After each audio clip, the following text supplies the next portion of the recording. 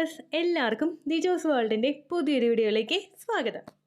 ഞാൻ ഈ ചോദിക്കുന്ന 5 ചോദ്യങ്ങൾക്ക് നിങ്ങളുടെ ഉത്തരം എസ് എന്നാണെങ്കിൽ നിങ്ങൾ പ്രഗ്നൻ്റ് ആണ്. അങ്ങനെയുള്ള 5 ചോദ്യങ്ങൾ ഏതൊക്കെയാണെന്ന് നമുക്ക് നോക്കാം. വീഡിയോ നമുക്ക് സ്റ്റാർട്ട് ചെയ്യാം. ഇതിനോടകം ഒരുപാട് പ്രഗ്നൻസി ലക്ഷണത്തിനെ പറ്റിയിട്ടുള്ള വീഡിയോസ് നമ്മുടെ ചാനലിൽ കൊടുത്തിട്ടുണ്ട്. ഒരുപാട് പേർക്ക് അങ്ങനെയുള്ള പ്രഗ്നൻസി ലക്ഷണങ്ങൾ ഉണ്ടായിട്ടുമുണ്ട്. പക്ഷേ മറ്റൊരു സൈഡ് എന്താണെന്ന് വെച്ച് കഴിഞ്ഞാൽ യാതൊരു തരത്തിലുള്ള പ്രഗ്നൻസി ലക്ഷണവും ഇല്ലാതെയും പ്രഗ്നന്റ് ആയിട്ടുള്ള ഒരുപാട് പേരുണ്ട്. അപ്പോൾ ഞാൻ ഈ പറയുന്ന പ്രഗ്നൻസി ലക്ഷണങ്ങൾ നിങ്ങൾക്കില്ലെങ്കിലും നിങ്ങൾ ഒട്ടും വിഷമിക്കേണ്ട ആവശ്യമില്ല. എക്സ്പെക്റ്റഡ് പീരിയഡ് ഡേറ്റിൽ ബ്ലീഡിങ് വരുന്നുണ്ടോ എന്ന് മാത്രം നിങ്ങൾ ശ്രദ്ധിക്കുക. ഇനി നിങ്ങൾക്ക് ബ്ലീഡിങ് വരുന്നുണ്ടെങ്കിൽ കൂടി തന്നെ പോകുന്ന രക്തത്തിന്റെ അളവ് എത്രത്തോളം ആണെന്നുള്ള കാര്യം കൂടി നിങ്ങൾ മോണിറ്റർ ചെയ്യണം. ഒരുപാട് ആളുകൾക്ക് ഇംപ്ലാന്റേഷൻ ബ്ലീഡിംഗ് ആയിട്ടും പ്രൊജസ്ട്രോൺ ഹോർമോണിന്റെ ഒരു ലോ ആയിട്ട് പോകുന്നതിന്റെ ഭാഗമായിട്ടും റിട്ടേൺഡ് മിസ്കാരേജ് ആവുന്നതിന്റെ ഭാഗമായിട്ടും ഫലോപ്പിയൻ ട്യൂബിൽ പ്രഗ്നൻസി ആയതിന്റെ ഭാഗമായിട്ടും ഒക്കെ ചെറുതായിട്ട് സ്പോട്ടിംഗ് ഉണ്ടാവുന്നുണ്ട്. അപ്പോൾ നിങ്ങൾക്ക് പോകുന്ന രക്തത്തിന്റെ അളവ് എത്രത്തോളമാണെന്ന് നിങ്ങൾ മോണിറ്റർ ചെയ്യുക. പ്രീവിയസ് മാസങ്ങളെ അപേക്ഷിച്ച് ബ്ലീഡിംഗ് പോകുന്നതിന്റെ അളവ് കുറവാണെങ്കിൽ നിങ്ങൾ പ്രഗ്നൻസി ടെസ്റ്റ് ചെയ്ത് നോക്കണം. നെഗറ്റീവ് ആണെങ്കിൽ ആ ലോ ബ്ലീഡിങ്ങിന്റെ റീസൺ എന്താണെന്ന് അറിയാൻ വേണ്ടിയിട്ട് നിങ്ങൾ ഡോക്ടറെ കൂടി കാണണം കേട്ടോ. ഇവിടെ ഏറ്റവും ആദ്യത്തെ പ്രഗ്നൻസി ലക്ഷണം എന്ന് പറയുന്നത് ഓവറായിട്ട് നിങ്ങൾക്ക് ടയർഡ്നെസ് ഫീൽ ചെയ്യുന്നുണ്ടോ എന്ന് നിങ്ങൾ നോക്കുക. യെസ് എന്നാണെങ്കിൽ പ്രഗ്നൻസി പോസിറ്റീവ് ആകാനായിട്ട് ചാൻസ് ഉണ്ട്. റീസൺ എന്താണ് ഇതിന്റെ പുറകിലുള്ളതെന്ന് നോക്കാം. നമ്മൾ പ്രഗ്നന്റ് ആകുന്ന സമയത്ത് ശരീരത്തിൽ പ്രൊജസ്ട്രോൺ ഹോർമോണിന്റെയും അതുപോലെ HCG എന്ന ഹോർമോണിന്റെയും ഹൈക്ക് ഉണ്ടാവാറുണ്ട്. HCG ഹോർമോൺ ശരീരം പുറപ്പെടുവിപ്പിക്കുന്നത് നിങ്ങൾ പ്രഗ്നന്റ് ആകുന്ന സമയത്താണ്. സാധാരണ നമ്മുടെ ശരീരത്തിൽ കുറച്ചുള്ളൊരു ഹോർമോണാണ്. അതൊരു 2 താഴെ ആയിരിക്കും ആ ലെവൽ നിങ്ങൾ നോൺ പ്രഗ്നന്റ് ആകുന്ന സമയത്ത് ഉണ്ടാവുന്നത്. പക്ഷേ പ്രഗ്നൻസി പോസിറ്റീവ് ആകുന്ന സമയത്ത് നമ്മുടെ ശരീരത്തിലെ HCG ഹോർമോണിന്റെ വാല്യൂ കൂടുന്നു. അതുപോലെ തന്നെ പ്രൊജസ്ട്രോൺ ഹോർമോൺ നമ്മൾ നേരത്തെ തന്നെ നമ്മൾ പ്രഗ്നൻസി അല്ലാതിരിക്കുന്ന സമയത്തും ശരീരത്തിൽ ഉണ്ടാവുന്ന ഹോർമോണാണ് ഈസ്ട്രോജനും പ്രൊജസ്ട്രോണും. പക്ഷേ പ്രഗ്നൻസി സർവൈവ് ചെയ്യാൻ വേണ്ടിയിട്ട് നിങ്ങൾക്ക് പ്രഗ്നൻസി പോസിറ്റീവ് ആയി കഴിയുമ്പോഴേക്കും ശരീരത്തിൽ ഉണ്ടാകുന്ന പ്രൊജസ്ട്രോൺ ഹോർമോണിന്റെ അളവ് കൂടാറുണ്ട്. പ്രൊജസ്ട്രോണിന്റെ സപ്ലിമെന്റ്സ് എടുക്കുന്നവർക്കറിയാം ആ മെഡിസിൻ എടുക്കുമ്പോഴേക്കും നമുക്ക് കുറച്ച് സൈഡ് എഫക്ട്സ് ഉണ്ടാവാറുണ്ട്. ഈ സൈഡ് എഫക്ട്സ് നമുക്ക് വരുന്നത് പ്രൊജസ്ട്രോൺ ശരീരത്തിൽ കൂടുമ്പോഴാണ്. ഇതേ സെയിം മെക്കാനിസം തന്നെയാണ് നമ്മൾ പ്രഗ്നൻസി പോസിറ്റീവ് ആകുന്ന സമയത്തും സംഭവിക്കുന്നത്. പ്രഗ്നൻസി പോസിറ്റീവ് ആകുമ്പോഴേക്കും ശരീരത്തിലെ പ്രൊജസ്ട്രോൺ ഹോർമോണിന്റെ അളവ് നല്ല ഹൈക്കിലോട്ട് എത്തുന്നതിന്റെ ഭാഗമായിട്ടും HCG ഹോർമോൺ ശരീരത്തിൽ കൂടുന്നതിന്റെ ഭാഗമായിട്ടും നിങ്ങൾക്ക് ഓവറായിട്ട് ടയർഡ്നെസ് ഫീൽ ചെയ്യുന്നു. ഏത് സമയവും എവിടെയെങ്കിലും കിടന്നാൽ മതി എന്ന തരത്തിലേക്ക് നിങ്ങൾക്ക് മൈൻഡിന് വ്യത്യാസം വരുന്നത് ഈ ഒരു ലക്ഷണം ഉള്ളതിന്റെ ഭാഗമായിട്ടാണ് കേട്ടോ. കണ്ടിന്യൂസ് ആയിട്ട് നിങ്ങൾക്ക് ഈ ഒരു പ്രഗ്നൻസി ലക്ഷണം ഉണ്ടാകുന്നുണ്ടെങ്കിൽ അത് പ്രഗ്നൻസി പോസിറ്റീവ് ആയതിന്റെ ഒരു സൂചനയായിട്ട് നമുക്ക് പറയാനായിട്ട് സാധിക്കും. എക്സ്ട്രീം ആയിട്ട് ടയർഡ്നെസ് നിങ്ങൾക്ക് ഫീൽ ചെയ്യുന്ന സമയത്ത് നിങ്ങൾ മസ്റ്റ് ആയിട്ട് ശ്രദ്ധിക്കണം യാതൊരു തരത്തിലുള്ള സപ്ലിമെന്റ്സ് നിങ്ങൾ എടുക്കുന്നില്ല എന്ന്. അതായത് പെട്ടെന്ന് നമ്മളൊരു സപ്ലിമെന്റ്സ് എടുക്കുമ്പോഴേക്കും അതിന്റെ ഭാഗമായിട്ട് നമുക്ക് ചിലപ്പോൾ ക്ഷീണം ഉണ്ടാവാം. അതായത് ഇപ്പോൾ PCOD എടുക്കുന്ന ആളുകൾ മെറ്റ്ഫോമിന്റെ മെഡിസിൻ എടുത്തു കഴിഞ്ഞാലോ PCOD ആ ഒരു കോഴ്സ് കഴിഞ്ഞിട്ട് നമ്മൾ പിന്നെ പ്രൊജസ്ട്രോണിന്റെ സപ്ലിമെന്റ്സ് എടുത്തു കഴിഞ്ഞാലോ ഇത്തരത്തിലുള്ള ഹോർമോണൽ മെഡിസിൻസ് എടുത്തു കഴിഞ്ഞാലോ നിങ്ങൾക്ക് സൈഡ് എഫക്റ്റ് ആയിട്ട് ഈ ഒരു ക്ഷീണം ഉണ്ടാകും. അങ്ങനെയുള്ള മെഡിസിൻസ് ഒന്നും നിങ്ങൾ എടുക്കുന്നില്ല എന്നുള്ള കാര്യം ഏറ്റവും ആദ്യം നിങ്ങൾ ഉറപ്പുവരുത്തണം കേട്ടോ. രണ്ടാമത്തേന്ന് പറയുന്നത് നമുക്ക് വോമിറ്റിംഗ് ടെൻഡൻസി ഭയങ്കരമായിട്ട് കൂടുക. നമ്മൾ പ്രഗ്നൻസി പോസിറ്റീവ് ആകുമ്പോഴേക്കും ഗ്യാസ് ഭയങ്കര ബുദ്ധിമുട്ടായിട്ട് നമുക്ക് ഉണ്ടാവാറുണ്ട്. ഗ്യാസ് ശരീരത്തിൽ വന്ന് തിങ്ങുന്നു. ഇതിന്റെ ഭാഗമായിട്ട് അടുത്ത് നമുക്ക് ഉണ്ടാവുന്ന ഒരു ബുദ്ധിമുട്ടാണ് വോമിറ്റിംഗ് ടെൻഡൻസി എന്ന് പറയുന്നത്. അതുപോലെ തന്നെ എക്സ്ട്രീം ആയിട്ട് നമുക്ക് ചില ആളുകൾക്ക് എന്താ പറയുക സ്മെല്ലൊക്കെ ഭയങ്കരമായിട്ട് ഫുഡ് അവേർഷനൊക്കെ പലർക്കും ഉണ്ടാകും. ഏതെങ്കിലും ഒരു സ്മെല്ല് മൂക്കിലോട്ട് ഭയങ്കര ശക്തിയിൽ അടിച്ചു കഴിഞ്ഞ് കഴിഞ്ഞാൽ നമുക്ക് വൊമിറ്റ് ചെയ്യാനായിട്ടുള്ള ടെൻഡൻസീസ് ഉണ്ടാവുക. ഡൈജഷൻ സ്ലോ ആകുന്ന സമയത്ത് ഗ്യാസിന്റെ ബുദ്ധിമുട്ട് കൂടുതൽ ശരീരത്തിൽ വരുമ്പോഴേക്കും അപ്പോഴും നമുക്ക് വൊമിറ്റ് ചെയ്യാനായിട്ടുള്ള ടെൻഡൻസി ഉണ്ടാകും. അതുപോലെ തന്നെ HCG ഹോർമോണിന്റെ അളവ് ഭയങ്കരമായിട്ട് കൂടുമ്പോഴും നമുക്ക് ഫസ്റ്റ് ട്രൈമസ്റ്ററിൽ വോമിറ്റിംഗ് ടെൻഡൻസി ഉണ്ടാകും. ചിലർക്ക് അങ്ങനെ വോമിറ്റ് ചെയ്യാണ്ട് അവിടെ ഇങ്ങനെ വന്ന് നിൽക്കുന്ന ബുദ്ധിമുട്ടായിരിക്കും. വോമിറ്റ് ചെയ്ത് പോയിരുന്നെങ്കിൽ ഒരു സമാധാനം കിട്ടും. പക്ഷെ വോമിറ്റ് ചെയ്ത് പോകാത്ത അവസ്ഥയായിരിക്കും പലർക്കും ഉണ്ടാവുന്നത് കേട്ടോ. ഇതും ഞാൻ നേരത്തെ പറഞ്ഞതുപോലെ തന്നെ സപ്ലിമെന്റ്സ് എടുക്കുന്ന ആളുകൾക്ക്, അതായത് ഹോർമോൺ ടാബ്ലറ്റ്സ് ഒക്കെ എടുക്കുന്ന ആളുകൾക്ക് തുടർച്ചയായിട്ട് ഉണ്ടാവുന്ന ഒരു ലക്ഷണമാണിത്. പക്ഷെ അങ്ങനെയൊന്നും നിങ്ങൾ എടുക്കുന്നില്ല, കണ്ടിന്യൂസ് ആയിട്ട് നിങ്ങൾക്ക് ഈ ഒരു ലക്ഷണം വരുന്നുണ്ടെങ്കിൽ അത് നിങ്ങൾക്ക് ഈ പ്രൊജസ്ട്രോണിന്റെയും അതുപോലെ HCG ഹോർമോണും കൂടുന്നത് കൊണ്ടാണ് കേട്ടോ. ഈ വൊമിറ്റിംഗ് ടെൻഡൻസി നമുക്ക് ഫസ്റ്റ് ട്രൈമസ്റ്റർ വരെയും ഭയങ്കര വേഴ്സ് ആയിട്ട് അനുഭവപ്പെടാനായിട്ട് ചാൻസ് ഉണ്ട്. മോർണിംഗ് സിക്നസ് ഒക്കെ അതിന്റെ എക്സ്ട്രീമിൽ എത്തുന്ന ആളുകളുണ്ട് കേട്ടോ. ഹോസ്പിറ്റലിൽ പോയിട്ട് ഡ്രിപ്പ് ഇട്ട് കിടക്കേണ്ട സിറ്റുവേഷൻസ് ഉണ്ടാകുന്നവരും ഒക്കെ ഉണ്ട്.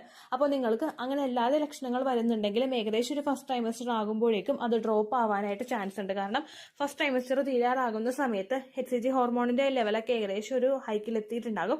അതുകൊണ്ട് പിന്നീട് അങ്ങോട്ടേക്ക് ഒരുപാട് ഹൈക്ക് ആ ഒരു ഹോർമോൺ ഇല്ലാത്തത് കൊണ്ട് നിങ്ങൾക്ക് ആ ഒരു ലക്ഷണമൊക്കെ ആ സമയം എത്തുമ്പോഴേക്ക് സ്റ്റോപ്പ് ആകാനായിട്ട് ചാൻസ് ഉണ്ട് കേട്ടോ.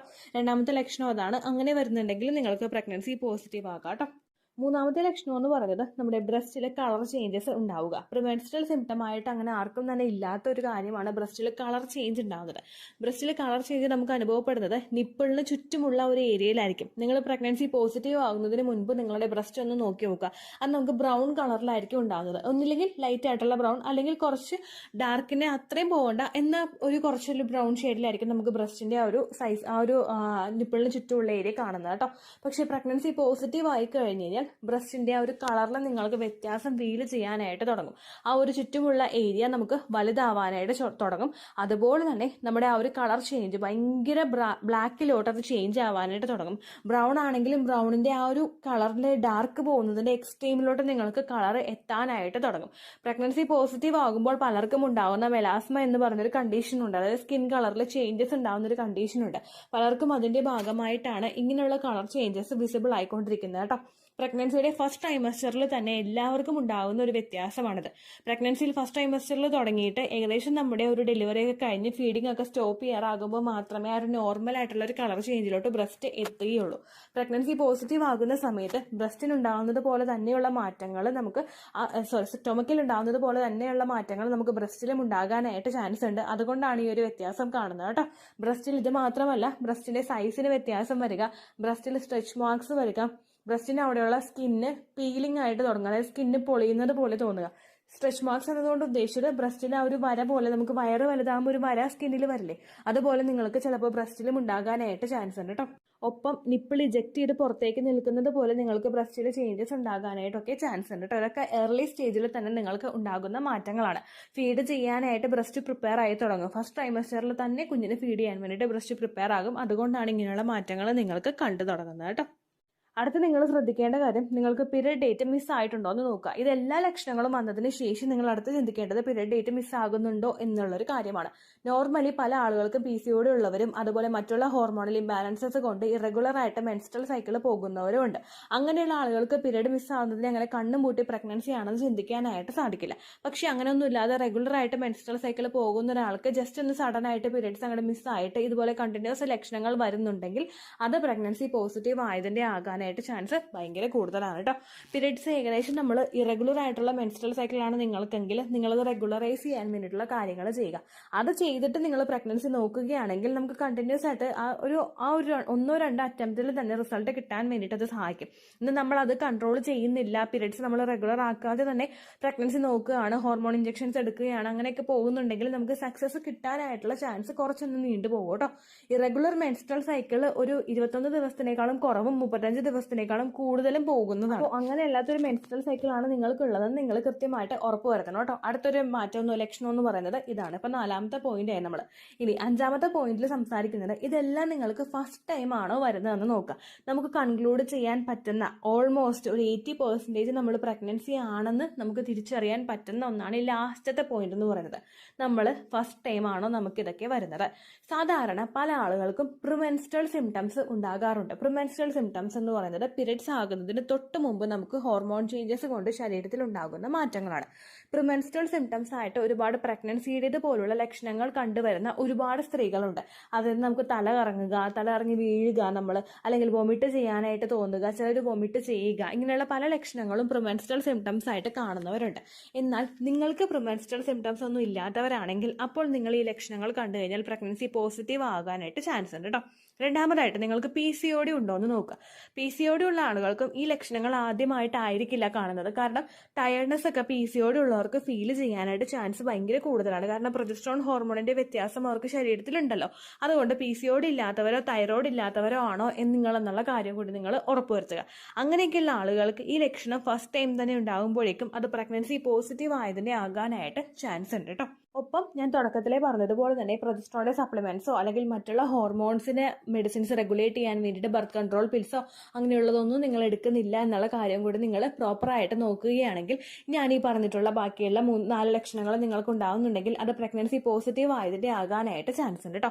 ഇനി ഇങ്ങനെയുള്ള ലക്ഷണങ്ങളൊക്കെ കണ്ടു കഴിഞ്ഞാൽ നമ്മൾ മസ്റ്റായിട്ട് ശ്രദ്ധിക്കേണ്ട ഒരു കാര്യമുണ്ട്. മാക്സിമം ഹെൽത്തി ഫുഡ് കഴിക്കാനായിട്ട് ശ്രദ്ധിക്കുക. ഹെൽത്തി ഫുഡ് എന്ന് പറയുന്നത് നമ്മൾ വീട്ടിൽ തന്നെ വെച്ചുണ്ടാക്കുന്ന വെജിറ്റബിൾസും ഫ്രൂട്ട്സും അതുപോലെ മീറ്റ് ആണെങ്കിലും ചിക്കൻ ആണെങ്കിലും അതൊക്കെ നമ്മൾ വീട്ടിൽ തന്നെ നന്നായിട്ട് പ്രിപ്പയർ ചെയ്ത് കുക്ക് ചെയ്തെടുത്ത് കഴിക്കുന്നതാണ് ഹെൽത്തി ഫുഡ് എന്ന് പറയുന്നത്. നമ്മൾ വീട്ടിൽ നമ്മൾ എന്താ പറയുക സാൻഡ്വിച്ച് ഉണ്ടാക്കുന്നതോ അല്ലെങ്കിൽ ബർഗർ അൺഹെൽത്തി ആയിട്ട് ഇപ്പോൾ നമ്മൾ പുറത്തുനിന്ന് മയോണൈസ് മേടിച്ചിട്ട് ബർഗർ ഉണ്ടാക്കുന്നതോ ഇതൊന്നും ഹെൽത്തി ആയിട്ടുള്ള ഒന്നല്ല. നമ്മളിപ്പോൾ വീട്ടിലുണ്ടാക്കുന്ന ചോറാണെങ്കിലും പച്ചക്കറി ആണെങ്കിലും അത് ഹെൽത്തി ആയിട്ടുള്ള രീതിക്ക് നിങ്ങൾ കുക്ക് ചെയ്ത് കഴിക്കാനായിട്ട് ശ്രദ്ധിക്കുക. പുറത്തുനിന്ന് ഫുഡ് കഴിക്കുന്നത് മാക്സിമം നമ്മൾ കുറയ്ക്കാനായിട്ട് ശ്രദ്ധിക്കുക. ഇംപ്ലാന്റേഷൻ നടക്കുന്ന ഡേയ്സിൽ ഒട്ടും തന്നെ കഴിക്കേണ്ട എന്നല്ല, 4 തവണ നിങ്ങൾ എടുക്കുന്നുണ്ടെങ്കിൽ അത് 3ആയിട്ടോ 2ആയിട്ടോ കുറയ്ക്കാനായിട്ട് നിങ്ങൾ ശ്രദ്ധിക്കുക കേട്ടോ. ഒപ്പം നിങ്ങൾ ഫിസിക്കലി ആക്റ്റീവ് ആയിട്ടിരിക്കാനായിട്ട് ശ്രദ്ധിക്കുക. മാക്സിമം നിങ്ങൾ ഫോർട്ടിലിറ്റി എക്സസൈസ് എങ്കിലും ആ സമയത്തുകൾ ചെയ്യുക. ബ്രീത്തിങ് എക്സസൈസോ വാക്കിങ്ങോ നിങ്ങൾക്ക് ഈസി ആയിട്ട് ചെയ്യാൻ കഴിയുന്ന ഫോർട്ടിലിറ്റി ബൂസ്റ്റിംഗ് ആയിട്ടുള്ള എക്സസൈസുകളാണ്. ഇത് നിങ്ങളുടെ ശരീരത്തിലോട്ട് രക്തയോട്ടം വർദ്ധിപ്പിക്കുന്നതിന് വേണ്ടിയിട്ട് സഹായിക്കണം. കുഞ്ഞിന് മറ്റുള്ള അബ്നോർമാലിറ്റീസ് ഒന്നും ഇല്ലാതെ കുഞ്ഞിന് കൃത്യമായിട്ട് ഗ്രോത്ത് എത്തുന്നതിന് വേണ്ടിയിട്ട് ഫോർട്ടിലിറ്റി എക്സസൈസുകൾ ചെയ്യുന്നത് സഹായിക്കുന്നുണ്ട് കേട്ടോ. അങ്ങനെയുള്ള എക്സസൈസുകൾ മാക്സിമം നിങ്ങൾ ചെയ്യാനായിട്ട് ശ്രദ്ധിക്കുക. ഒപ്പം ധാരാളം വെള്ളം കുടിക്കുക, ധാരാളം നിങ്ങൾ കൃത്യമായിട്ട് കിടന്ന് ഉറങ്ങുക, എഴുന്നേൽക്കുക, മാക്സിമം നിങ്ങൾ സ്ട്രെസ് ഇല്ലാതിരിക്കുക. അപ്പോൾ നിങ്ങൾക്ക് എളുപ്പത്തിൽ പോസിറ്റീവ് കിട്ടാനായിട്ടും അത് സർവൈവ് ചെയ്ത് പോകാനായിട്ടും ഇതൊക്കെ സഹായിക്കും കേട്ടോ. ഒപ്പം എക്സ്പെക്റ്റഡ് പീരിയഡ് ഡേറ്റ് കഴിഞ്ഞിട്ട് 5 ദിവസത്തിന് ശേഷമെങ്കിലും നിങ്ങൾ ടെസ്റ്റ് ചെയ്ത് നോക്കുക.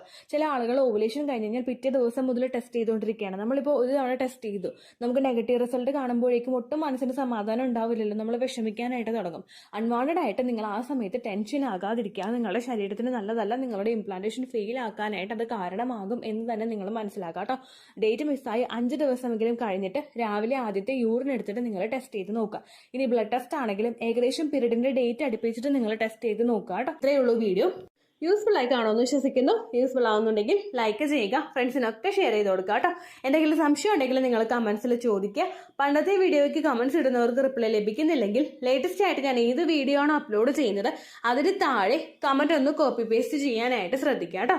അതുപോലെ ഓവുലേഷൻ ഡേറ്റ് കാൽക്കുലേറ്റ് ചെയ്ത് തരാനായിട്ട് റിക്വസ്റ്റ് ചെയ്യുന്ന ആളുകൾ എത്രയാണോ സൈക്കിൾ ലെങ്ത് അത് മെൻഷൻ ചെയ്യാനായിട്ട് ശ്രദ്ധിക്കുക. സൈക്കിൾ ലെങ്ത് എന്നതുകൊണ്ട് ഉദ്ദേശിച്ചത് ഓരോ മാസവും എത്ര ദിവസം കൂടുമ്പോഴാണോ ബ്ലീഡിങ് വരുന്നത് അതാണ് സൈക്കിൾ ലെങ്ത്. കഴിഞ്ഞ മാസം ഒരു 8-ാം തീയതിയാണ് ബ്ലീഡിങ് ആയതെങ്കിൽ ഈ മാസം 6-ാം തീയതിയാണ് ബ്ലീഡിങ് ആയതെങ്കിൽ കഴിഞ്ഞ മാസം 8-ാം തീയതി മുതൽ ഈ മാസം 6-ാം തീയതി വരെ എത്ര ദിവസമുണ്ടോ അത് കാലണ്ടറിൽ എണ്ണി തിട്ടപ്പെടുന്നതാണ് നിങ്ങളുടെ സൈക്കിൾ ലെങ്ത്. സൈക്കിൾ ലെങ്ത് നമ്മൾ കൃത്യമായിട്ട് കാൽക്കുലേറ്റ് ചെയ്യുകയാണെങ്കിൽ ഓവുലേഷൻ ഡേറ്റ് എളുപ്പത്തിൽ കണ്ടുപിടിക്കാൻ വേണ്ടിയിട്ട് ഒരുപാട് ആപ്ലിക്കേഷൻസും ഒരുപാട് ഓൺലൈൻ ആയിട്ടുള്ള വെബ്സൈറ്റുകളും ഇന്ന് നമുക്ക് അവൈലബിൾ ആണ്. പ്ലേ സ്റ്റോറിൽ പോയിട്ട് ഓൺലൈൻ ഓവുലേഷൻ ട്രാക്കർ എന്ന് ടൈപ്പ് ചെയ്ത് കഴിഞ്ഞാൽ നിങ്ങൾക്ക് അതുമായിട്ട് ബന്ധപ്പെട്ടിട്ടുള്ള ആപ്ലിക്കേഷൻസ് കിട്ടും. അത് പറ്റുന്നില്ല എങ്കിൽ ഗൂഗിളിൽ പോയിട്ട് ഓൺലൈൻ ഓവുലേഷൻ കാൽക്കുലേറ്റർ എന്ന് ടൈപ്പ് ചെയ്ത് കഴിഞ്ഞാൽ അതുമായിട്ട് ബന്ധപ്പെട്ടിട്ടുള്ള വെബ്സൈറ്റുകൾ നിങ്ങൾക്ക് കിട്ടും. അതിൽ നിങ്ങളുടെ ലാസ്റ്റ് മന്തിലെ മെൻസ്ട്രേഷൻ്റെ ഡേറ്റും ഒപ്പം ഞാൻ ഈ പറഞ്ഞ രീതിക്ക് നിങ്ങൾ കാൽക്കുലേറ്റ് ചെയ്യുന്ന സൈക്കിൾ ലെങ്ത്തും എൻ്റർ ചെയ്ത് കൊടുക്കുകയാണെങ്കിൽ നിങ്ങൾക്ക് കൃത്യമായിട്ട് ഓവുലേഷൻ ഡേറ്റ് കണ്ടുപിടിക്കാനായിട്ട് സാധിക്കും. ഫെർട്ടൈൽ ടൈം പീരീഡും നിങ്ങൾക്ക് കിട്ടും. അതായത് എത്ര ദിവസം മുതൽ കോൺടാക്ട് ചെയ്ത് തുടങ്ങിക്കഴിഞ്ഞാൽ നിങ്ങൾ പ്രഗ്നൻ്റ് ആകും എന്നുള്ളൊരു ഡേറ്റും നിങ്ങൾക്ക് പ്രോപ്പറായിട്ട് കിട്ടും കേട്ടോ. ഇത് കാൽക്കുലേറ്റ് ചെയ്യുന്ന സമയത്ത് സൈക്കിൾ ലെങ്ത് കാൽക്കുലേറ്റ് ചെയ്യുന്ന സമയത്ത് നിങ്ങളുടെ ആ ഒരു കലണ്ടറിൽ നോക്കി തന്നെ നിങ്ങൾ കാൽക്കുലേറ്റ് ചെയ്യുക. പല മാസങ്ങളിലും 30-31 ദിവസമുണ്ട്, അതുകൊണ്ടാണ് അങ്ങനെ പറഞ്ഞത്. ഒപ്പം നിങ്ങൾക്ക് ബ്ലീഡിങ് തുടങ്ങിയ ദിവസത്തിന് വേണം നിങ്ങൾ ഡേ 1 ആയിട്ട് എടുക്കാൻ വേണ്ടിയിട്ട്. സ്പോട്ടിങ് തുടങ്ങിയ ദിവസത്തിനെ, അതായത് ചെറുതായിട്ട് ഡിസ്ചാർജ് പോയി തുടങ്ങിയ ദിവസത്തിനെ നിങ്ങൾ കൺസിഡർ ചെയ്യേണ്ട ആവശ്യം ഇല്ല കേട്ടോ. അപ്പോൾ ഇത്രയേ ഉള്ളൂ വീഡിയോ. അടുത്തൊരു വീഡിയോ ആയിട്ട് നമുക്ക് വീണ്ടും കാണാം. ബൈ.